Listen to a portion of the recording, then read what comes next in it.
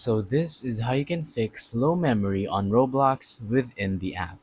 So it's actually very simple. What you're gonna want to do is tap on more at the bottom right and scroll down until you find settings.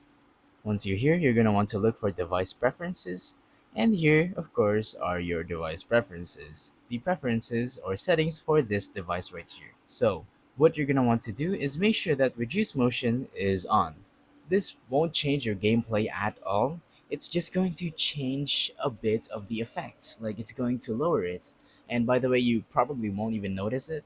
It's going to lower the motion, meaning it's going to take less storage or memory in order to launch Roblox. Now, if that still doesn't work, what you might have to do is delete some other apps on your phone.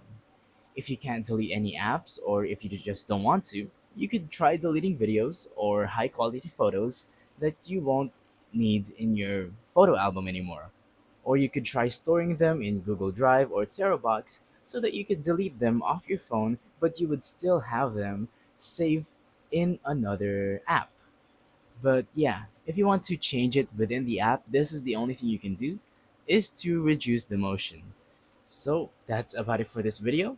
If you still have no memory like at all, I do recommend deleting some apps and then downloading them back because they do have some storage in their cache that you probably no longer need.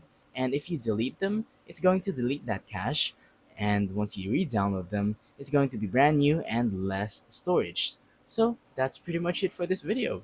Thank you for watching. Don't forget to leave a like, subscribe, and let us know in the comments down below if the tutorial works or if you have any questions. Thank you and goodbye.